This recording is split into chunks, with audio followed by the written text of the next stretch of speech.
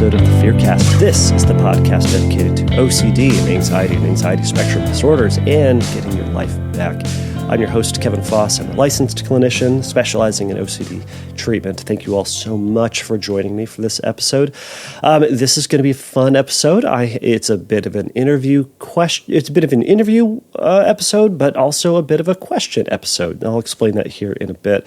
But first off, everybody, this is a question and answer based podcast where you can send me questions about OCD and anxiety, including phobias, including social anxiety, just anything under the sun that is related to anxiety. That's the stuff that this show is about. And you can send me a question. You can go over to fearcastpodcast.com and you can click on the submit a question link and it will get to me. I will read it, consider it, and likely put it up on a future episode. You can also send me an audio question and you can send that, you can record your question and email it to me at questions@fearcastpodcast.com. You can send it to me over on Instagram. You can send me a direct message and click on the little microphone button in the direct message and record your question there. So we are calling on all questions. I'm going through my list and saw that the backlog is kind of slowing down, so things are starting to pick back up again in terms of getting through that backlog. I've been trying to do 2 and 3 questions just to kind of catch up, but I realize I'm catching up too fast. So if you have a question, send it in. I would love to hear it, and we will put it on a future episode. So to that point, or along with that point, I think that's how that goes. For this episode, I'm going to be answering a question about or from a listener, and I was a little out of my element with this one. So I was able to get Meshulem Epstein to join me for today's episode to help answer this question. So first, let me tell you a little bit about Meshulem, and then I will jump into the question. So Meshulem Epstein received his BA in Hebrew and Rabbinic ordination and attended Marywood University and got his master's in social work. After training with Dr. Jonathan Grayson, Meshulem began specializing in treating OCD and more specifically, scrupulosity. Since then, he has been in demand for trainings and consultations across the U.S., South America, Israel, and Australia. Meshulem enjoys a close relationship with leading rabbis across the country in the course of his work. So, without further ado, here's my conversation with Meshulem Epstein.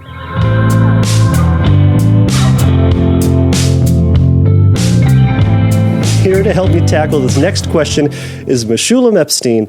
He is he is going to help me tackle this question from listener David Feldman. So the question goes thusly.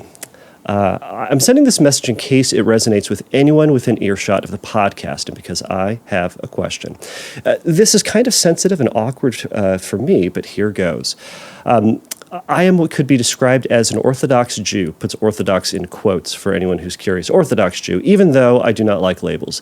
This form of Judaism is based on the written Torah, the 5 books of Moses, plus an additional rabbinical law, which is how the rabbis interpret the Torah. Together, this gives us a picture of what the rabbis understand of what God wants us to do and not to do. But this is not so simple. This is there is an expression, quote, 2 Jews, 3 opinions, unquote. There are some things in Judaism where 2 different groups of rabbis can have differing opinions and that both are correct. For example, some Jews will not eat rice on Passover while others will. My issue involves sex and OCD. Background. I'm a happily married male with a postmenopausal wife. We love each other and we have great sex, but not as often as I would like because after menopause, her libido went AWOL. I, on the other hand, have the libido of a teenager, even though I'm close to 60. We have what is called a desire discrepancy, which is very common in relationships. Because of this, an issue in our relationship, and they put in quotes, I didn't want to bother my wife for sex all the time. We asked a rabbi, an Orthodox rabbi. If in my case, masturbation would be okay. Keep in mind that generally Orthodox Judaism doesn't sanction male masturbation. My rabbi said, no problem, which was a relief, obviously. However, However, in comes the OCD. Although I have a rabbinical okay, sometimes after I masturbate, the OCD sounds off. It presents various arguments, sometimes suggesting that God might be angry with me, sometimes suggesting that there is something wrong with me, or that I might be headed down a slippery slope. And before you know it, I'll be eating pork while driving a race car on Shabbos, or Shabbat, however you want to pronounce it. Same potato, tomato, as we talked about. All right. I got the thumbs up. Here we go. If I'm not careful to handle this intrusive thought correctly, that can trigger serious anxiety and sometimes a panic attack. I know other Orthodox males, some of them much younger than me, who also jerk off, but who have zero anxiety about it. Those who I'm close with tell me this issue is not theological, but rather a problem of OCD. I understand that most of the time. My main question is, what would ERP look like for this issue? I'm dealing with. I know that to deal with this, I have to use effective techniques in dealing with OCD. In other words, ERP. But what would ERP look like for an issue that I am dealing with? Besides asking that question, I'm also sharing the story in case anyone else is going through this same thing, and also in case you have any comments on their story. Thanks. So Meshulem, thank you so much again for joining us to talk about this kind of somewhat complicated question.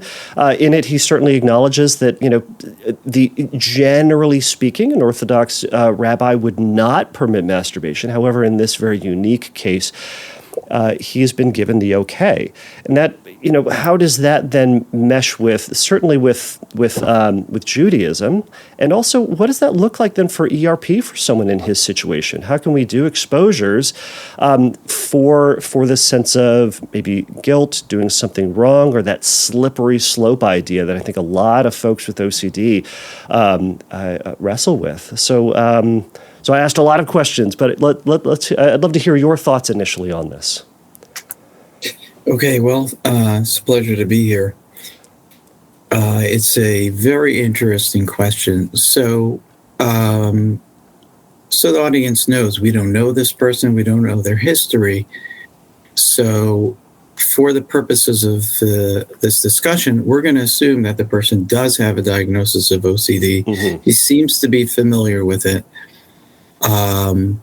And it's not one of those cases where he's talking to his friends and they're saying, "You're so OCD," which generally produces some kind of visceral reaction in therapists, mm-hmm. usually a negative one. Mm-hmm. So we're going to assume that this OCD label is legitimate. So that's the first thing I want to. We're going to use that as as an assumption. Mm-hmm. So far, what he writes is, there's the written law, and then there's the oral law, which comes from the rabbis, and he is right. He's correct in that it is an unusual ruling from a rabbi to permit masturbation, and I'm wondering if that is part of the trigger for his OCD, because he knows, even though he knows intellectually that there is room for different opinions, but I'm wondering, since he knows that most rabbis would not be this liberal, I wonder if that opened the door to the OCD, and that might be part of what's fueling his anxiety about masturbating. So that is my initial reaction. Mm-hmm.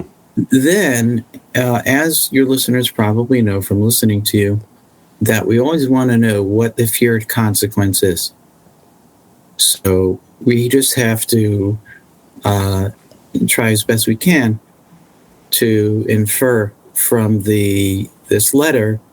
So I was really stumped, but then I see that he writes, sometimes there's something wrong with me, God's angry with me, and the slippery slope at eating pork and driving a car.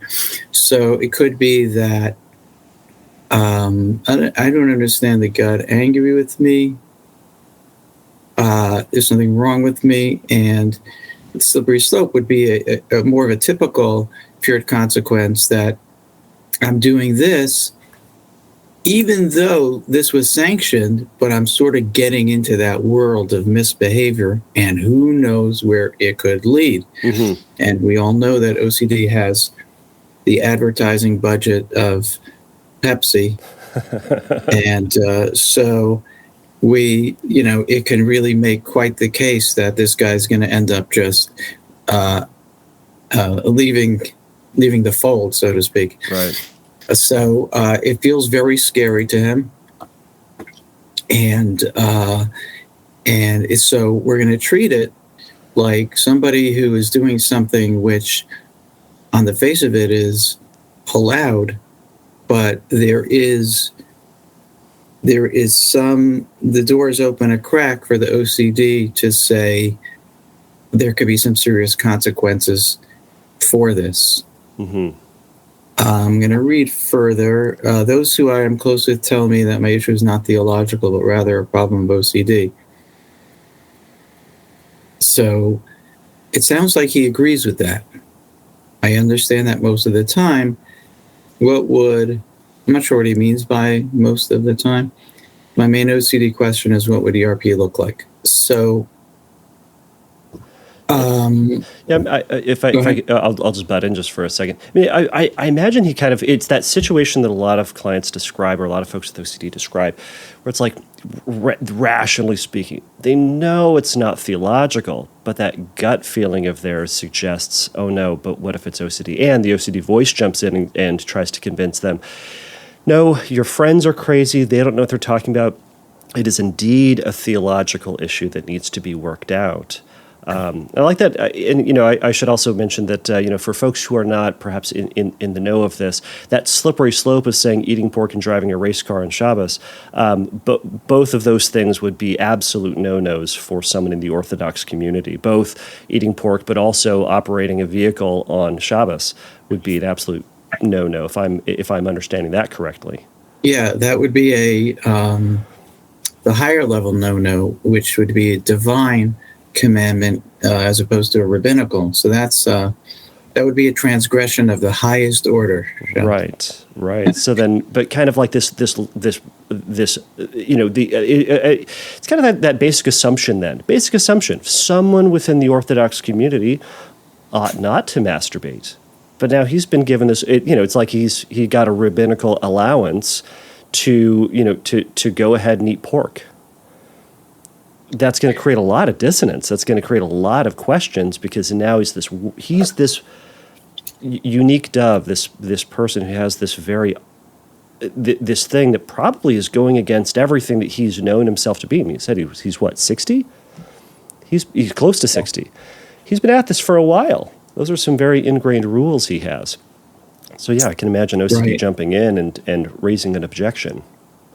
Yeah, so you're reminding me of a good point, which probably would benefit your listeners, that to someone who suffers with OCD, what we would see as 6 steps removed, meaning this might happen and then this and then this and then this and then this, to the sufferer, it's one step.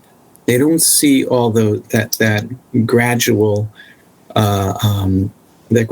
moving from point A to point B. Mm-hmm. To them, it feels like one step, and I'm sure anybody who has OCD could identify with that. Mm-hmm. That's one thing you're reminding me of. The second thing, before we get to the ERP, this is what I was going to say, that it's very common for someone who has anxiety to go to a rabbi and get an answer, but then the OCD starts questioning that whole question and answer experience. So it could be, did I explain the question properly? Did the rabbi understand me? Did I understand the rabbi's answer properly? Do I remember? Did he say yes or no? The OCD has a field day, even though you think that you settled the issue by asking the rabbi. Mm-hmm. The OCD just moves right down one layer from the question to your interaction with the rabbi and starts trying to poke holes into that hole and that whole interaction, to the point where many people will go to multiple rabbis to ask the question again. They won't go to the same rabbi. Maybe they'll go to the same rabbi once, but then it gets embarrassing. And then they start going around. And as a matter of Jewish law, we're actually not supposed to do that. Once you get a ruling from a rabbi, you're not supposed to go around and ask other rabbis their opinion. Now, the rule, you would think, is formulated for people who are looking for a more lenient ruling, so they start shopping around. They want to discourage that, so it's not allowed. Right. In this case, this guy's so nervous that he was allowed to do something that he's not allowed to do. He's wondering if other rabbis would say no. So it works either way. And in a more theological sense, aside for the authority of the rabbi, you don't want to undermine it by going to another rabbi, but theologically, what a person hears from the rabbi is what God's will is for him. And when he would if he goes somewhere else, he is undermining that very fundamental theological principle that the Torah, especially when it comes to very practical, everyday questions, the Torah is expressed by the rabbis. So whatever the rabbi says is what the Torah wants you to do. This is nothing like infallibility or something like that. Infallibility means you get it right every time. This is different. This is what the rabbi says creates this reality for you, that this is right for you. Right. And I think that for, I think, a lot of listeners, certainly myself included, to hear that kind of caveat, or not a caveat, that sort of understanding, that I think in our previous conversation you described it as many realities. I don't know if that was the exact verbiage you used, but it's like, for this person, this rabbinical ruling is for you, therefore for you, this is your reality, and these are the rules by which you are to live in accordance to and under God. That's right. So this is this idea could make even an Orthodox Jew uncomfortable, because we as human beings like things to be very orderly. We like to know clearly what's right, what's wrong, and it should be right under all circumstances, wrong under all circumstances. And and especially since we're taught, this the Torah is taught with like it's of divine origin. How could it be so fluid and flexible? But the reality is that the literature says that the application of the Torah was given into the hands of the rabbis, and then like the great court, we would call it, that they had at the times of the temple. But everyday questions, it's up to an individual rabbi. So the fact that it's situational gets people uncomfortable, but that is how it's meant to work. So for this guy, what the rabbi told him, well, it was me, I'd take it and run, but he is anxious. Right. There's something unusual perhaps about this ruling, so the anxiety just kicks in. But you're right. In our conversation, it's a very situational. It's dependent on the time in which you live, who you're asking, and there's a dictum from the sages that whoever is the rabbinical authority in your time, you just treat it like as if Moses was telling you something. Each prophet, they use one of the people as a prophet, but whatever your generation has as a guide, well, that's your Moses. And whatever he says, that's the thing. That's your reality. So right and wrong are much more fluid than people are comfortable thinking about, especially religious right and wrong, Absolutely. Serious black and white stuff, Right.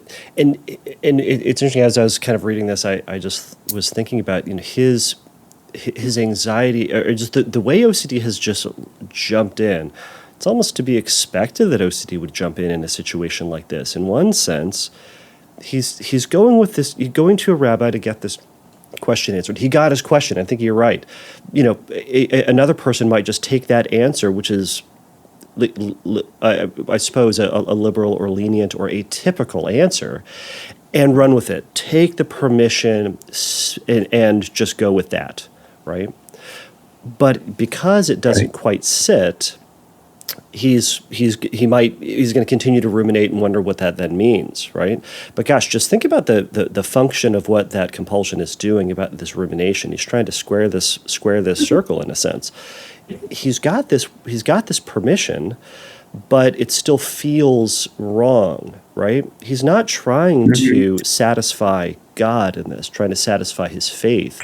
He's trying to satisfy this anxiety that says somehow this is wrong. Whereas, gosh, think about if that rabbi said, nope, for you, just like everyone else, not permissible, keep it in your pants, don't touch it, all of that, right? Well, then I imagine if and when he does masturbate, the same question is going to arise. See, I'm doing this. I'm going absolutely against what my rabbi said. And then he'd be giving into compulsion of trying to assuage that anxiety. So it illustrates. Oh, I see. Go ahead. The double bind, is that what you're just describing? OCD never makes you win. Oh, that's great. Those are the best. You want to get the client in the damned if you do and damned if you don't category. and I don't need to get any work done. OCD is going to do quite a fantastic job of providing this double bind. That is an excellent point. Like, what's the matter? You don't believe rabbis? So that's the other side of it. And the other, so I'm curious. It's interesting. What prompted him to ask the question in the first place? If he's so sure that it's not allowed, I'm even curious about the question. Unless he went to the rabbi and said, "What should I do?" How do I deal with this guilt? Yeah, right. And the rabbi, something like that. But it's not really if he's so sure that masturbation is a given that you can't do it. I'm just curious about how that conversation went. Right. But, what prompted that? Mm-hmm. Yeah, you always want to know where the person's coming from. They are always coming from someplace. There's a very good analogy that for the questioner, the question is a life question. Mm-hmm. For the rabbi, it's a math question. Because in math, you don't care what the answer is as long as it's right. Because it's not relevant to him. Right. So the questioner is always coming from somewhere, right? And hopefully the rabbi is completely objective, which is why we go to them. One would hope. One would hope, yeah. So should we talk a little bit about how ERP would go? I'd love it. Yeah? I think it'd be great. Yeah, not that I'm have some great ideas. Let's see here. So how do you do ERP with masturbation and the subsequent anxious thoughts and very fearful thoughts about doing something wrong, where this will lead, and maybe even that there's something wrong with me. I'm not sure what he means by that. Morally wrong, or he is oversexed. Not 100% sure. So it could be depraved, or just he's so disgusting he ought not to. Other people don't masturbate. What's wrong with me? I don't know. This is one of this. This is again. Not want sex as much. Perhaps, yeah. This is one of those situations again where, man, I wish if this person was, in my office sitting on my couch, we'd have a lot more questions. But we're here to speculate, unfortunately. Right, and we're gonna, as we do that, we're gonna learn about OCD in general. So this person is providing us with a great opportunity to do that. So when we design an exposure, we're going to take the feared consequence and work our way backwards. So how could we bring up that feared consequence, bring it up front and center for this guy, and then, as your listeners probably know, we accept whatever that uncertainty brings us. So there's the doing the exposure, and then there's the cognitive shift from X is unacceptable to I accept X. So I accept that I'm going to end up, drifting away from Judaism, or I'm going to face the wrath of God whenever I die.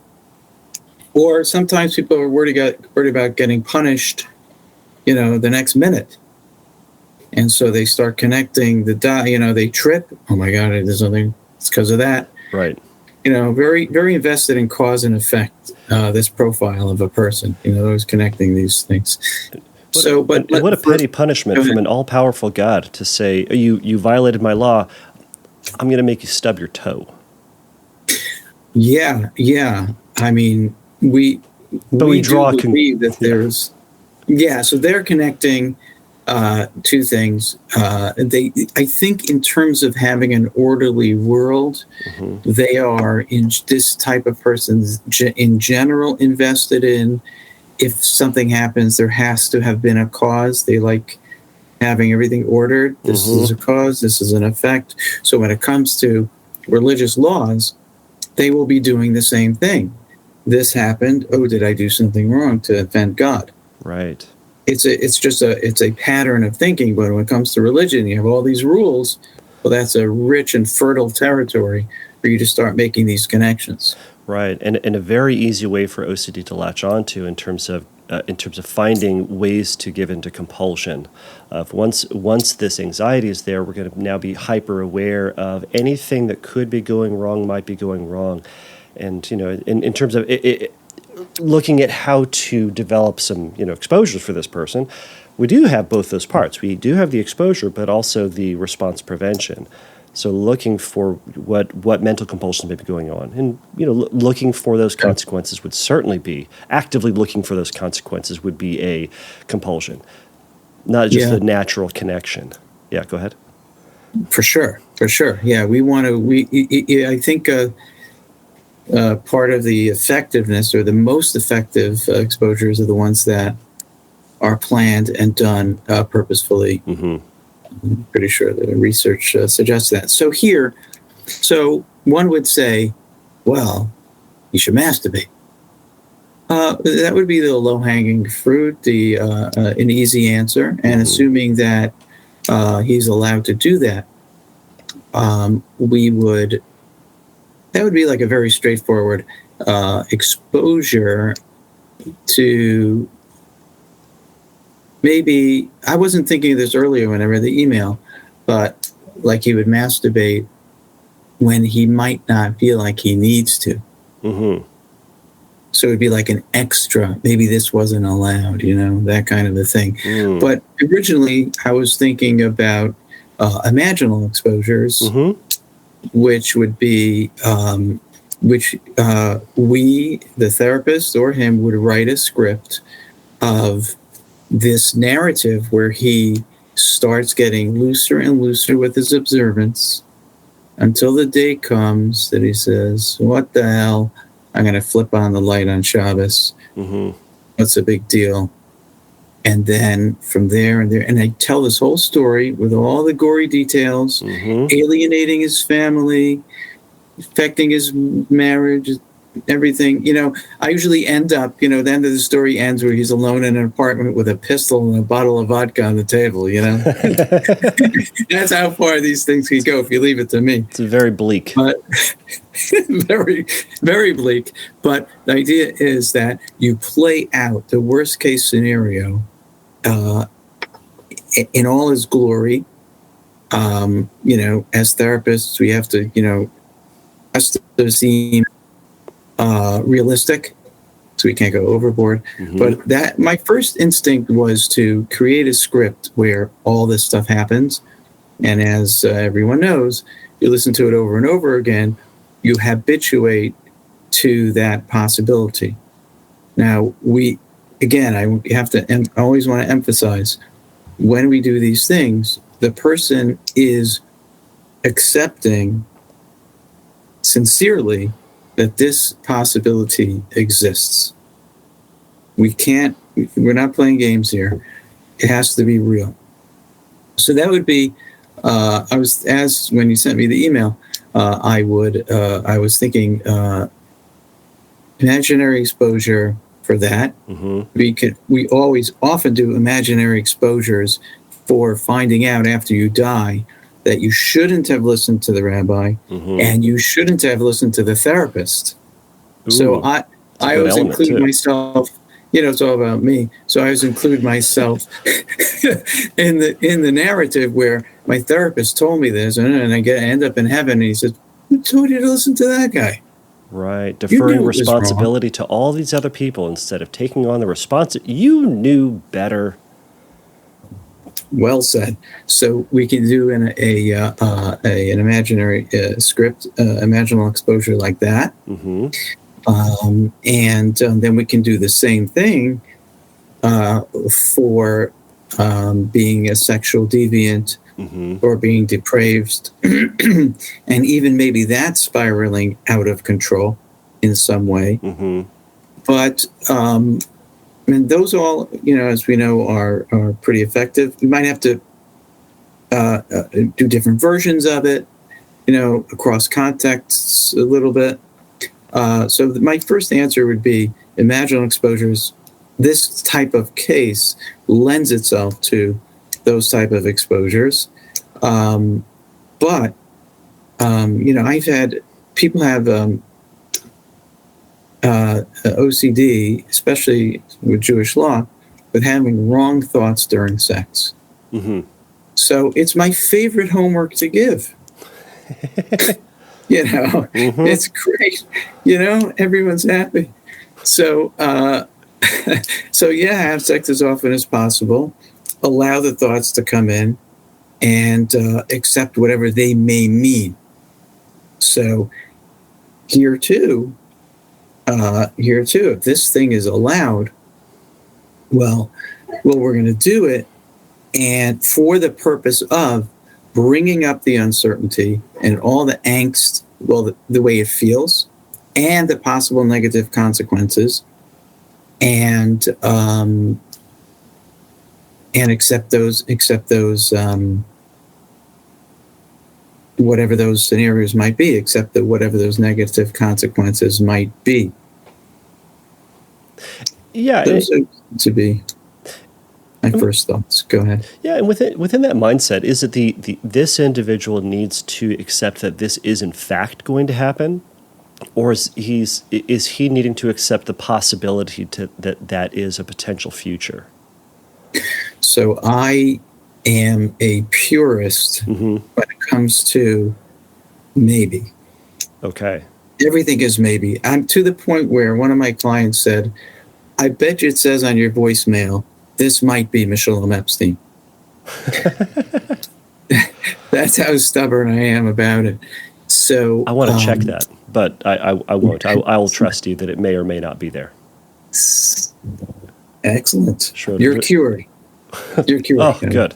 That's all it took. Oh, goodness. That was easy. So, we if we start getting into this will happen, then we're missing the opportunity we want to fundamentally change this person's relationship with uncertainty. Mm-hmm. That's really what, in my view, I'm trying to do in therapy. So if I start saying this is going to happen, first of all, it's probably not going to happen.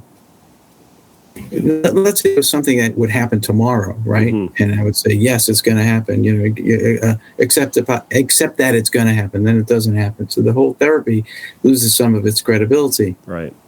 But if you keep it a possibility, whether it's in the near future or in the unforeseeable future, like in heaven or whatever, then everything is equal. That's the first benefit of sticking with a maybe. And the second one is that your therapy is no longer limited to the subject you're talking about, because you're not just talking about this, you're talking about uncertainty in general.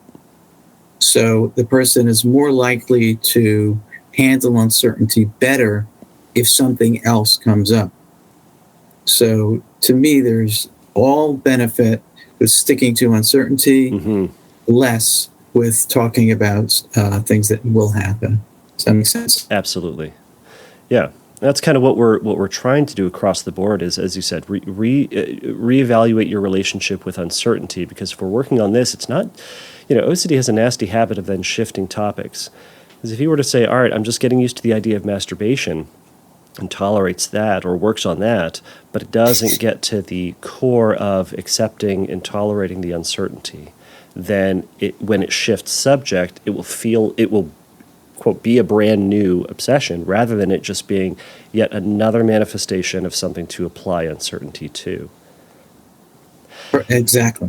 I'm curious about what this. So let's say David comes into your office. How would you, as someone in the in the Orthodox community or in the Jewish community, how would you feel about prescribing masturbation? So I imagine that's not something that the average person within the Orthodox community would prescribe to somebody. But what would that be like for you, and what sort of steps would you take for your therapy with this person? Right. Kind of get what I'm saying? Right. Oh, for sure. This is a tough one, Kevin. I'll be perfectly honest with you. This is a tough one because, as you know, we have this little cadre of Orthodox OCD specialists, and we're pretty stunned, about this ruling of the rabbi. So let's say it came into my office. So how would I feel about prescribing it? I'd be super uncomfortable. However, in the course of the conversation, without sounding challenging or anything, I would know who the rabbi is. I would, in a very subtle way, try to understand whether the patient understood what the rabbi was saying, because again, I have serious doubts about it. The rabbi said it. I have to practice what I preach, that if the rabbi said it, it's okay. So I would go to the rabbi myself. I was going to ask that. I'm just kidding.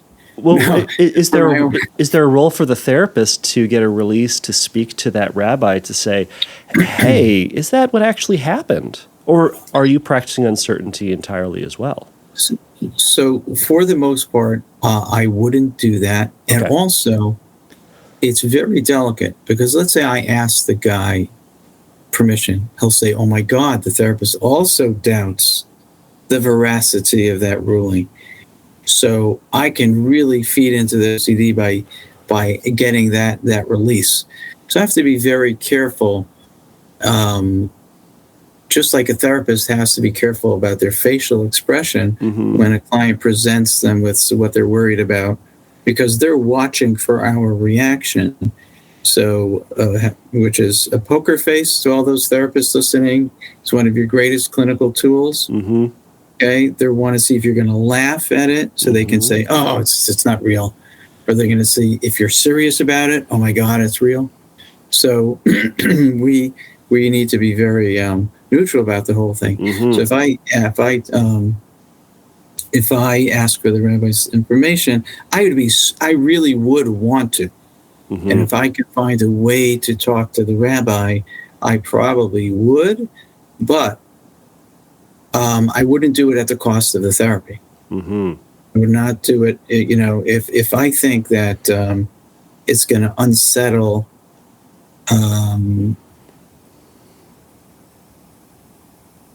it could work both ways, Kevin, now that I'm thinking about it. If I speak to the rabbi, it could reinforce the idea that he's doing something wrong. Or it could be reassurance, because Meshulem is double checking that what I heard was right. Mm-hmm. So depending on the client, it could either be horrifying or relieving. So both of those things would interfere with the person doing the therapy. But if the opportunity would present itself without getting in the way of the therapy, I'd be just curious. I happen to be a curious person. I like to learn. It wouldn't be like me doubting him or questioning him. I'm assuming that he knows more than I do, but I am super curious. And as you know, as a therapist, most of the time we do not get to satisfy our curiosity about the person's life. Like you wonder about their spouse or their kids or their job. Like, what is going on over there? And you don't get to know. And we're professionally nosy people. Yes. We want to know. Yes. In Yiddish word is called a yenta. So a yenta is a nosy body, the Yiddish word for yenta. So we're allowed to be yentas in our offices, but that's it, So I would really, really be curious, but to be honest, to my practice, I would probably like to do the imaginal ones because I feel more comfortable. I won't be telling the person to masturbate. If I can get away with that, I probably would do that only. But if I had to tell them to masturbate, I probably would, and I would probably do it the way I said, where masturbate in a situation where it's maximum guilt. So where, like, you didn't have to, like you weren't dying to have sex and couldn't. Right. So we want to bring extracurricular masturbation. Correct. Right, because the idea of an exposure is we want the uncertainty front and center, neon lights. We want it to be real. So I'd probably do something like that. But it would, be honest, it would be uncomfortable. And me, knowing my way around the Jewish law, I'd probably start poking around myself. And look, because we have a huge amount of case law, as it's called in the legal profession. That means there are rulings. We have hundreds of years of rulings. So I would probably start looking around like, is there a precedent for this? Yeah. Just for my own. It'd be nice if that rabbi would show their work, how they got to this conclusion, if it's math. Right. Exactly. And is he just resting on a previous ruling and he didn't have to work it out himself? That's another possibility. Right. He knows of a similar ruling. So a rabbi is allowed to, I don't know how the English, apply one ruling to a similar case. And he's allowed to decide if the case is similar enough. And there are a lot of discussions about this. Like, let's say somebody writes a responsum, like someone writes a letter and they respond to it. So there's a lot of that kind of literature. It's called the responsa literature. So he'll say, well, this is my ruling because of this previous ruling. And then someone will argue and say, well, you can't compare that to that because there's this difference. So there's all this conversation going on. But a rabbi is allowed to, according to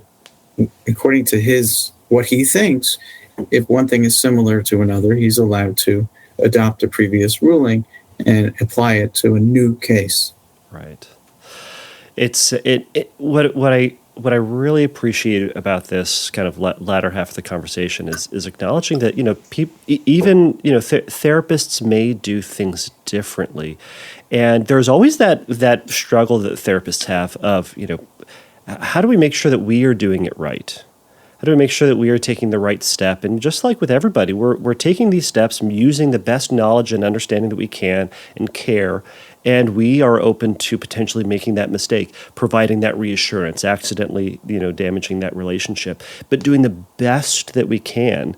And I think that there's an element of this for David to be open to the possibility that he is making that mistake too. And, this is the position that everybody is in, of we might make that mistake and we might have to suffer those consequences. But a lot of times we don't make mistakes. And most of the time we don't make mistakes that have catastrophic outcomes. And also I appreciate that awareness or that acknowledgement of, as a spiritually sensitive person yourself, you're probably going to want to start with the most respectful and inconsequential approach, right? Scripting is fantastic for this because it's a great way to, start and just simply be, we're going to expose you to the concepts rather than having to, jump in front of live fire, as it were. Right. I want to point out that what you said is we model a lot of acceptance of uncertainty. Mm-hmm. Sometimes the clients pick it up and sometimes they don't. And sometimes I'll come out and say it. I'll say, listen, me telling you this is a risk, the only difference between me and you is anxiety. Mm-hmm. The only difference. Or I give them examples of other things that other cases. But we in a position of, somewhat of an authority as a therapist, we take risks. Doctors take risks, mm-hmm. So we model it. But sometimes I'll actually point it out. Mm-hmm. We want to normalize risk, basically. We want to normalize that everyone's life is fraught with risk. I have this concept that I use, acceptable levels of risk. So, meaning in 1965, driving without a seatbelt was an acceptable level of risk. Mm-hmm. And 2020 is probably not. Right. So there is some zone of acceptable levels of risk. And we're just trying to bring you in there. And by using empirical observation, I usually can prove to the client that, hey, I'm not saying it's good, but everyone has this risk. I'm not promising you anything's going to end well. All I'm telling you is that it's normal. Right. And it's where we all are, and it's where we have to be. So, I'm looking at the time and realize that we've got things to do today. At least I think I've got a client here. But so I should probably release you back to the wild. But I appreciate your all your expertise and your thoughts on this. If David or somebody else has a question, kind of in this same vein, would you be interested in jumping back on in the future to chat about it? For sure. Not a problem at all. It's great to talk. Wonderful. Well, Meshulem, thank you so much for your hanging out with us on the podcast. Great, Kevin. Well, you have a good day. The greatest pleasure. Great to talk with you and talk shop, Absolutely. All right. Bye. All right. Take care. All right, everybody. Thank you so much for making it through that episode. What a fascinating conversation. I really appreciate Meshulem's insights onto that, his wisdom and knowledge in this subject. And I hope it was helpful for everybody out there who had a similar question or is kind of in that same camp. Again, if you have questions that kind of fall in line with the stuff that that Meshulem can answer, and kind of the issues along with scrupulosity, specifically within the Jewish community, Meshulem would be happy to jump back on to address any of those questions. And I think those questions are fascinating and helpful, especially for those who are kind of struggling with those questions in that realm. So everybody, please remember that the Fearcast does not substitute for psychotherapy. If you have a little bit, or if you want a little bit of help in your recovery, you can go to fearcastpodcast.com, click on the Find Help link, and there's going to be some information for you there. But until next time, everybody, take a risk, challenge yourself, and don't take your brain too seriously. Bye.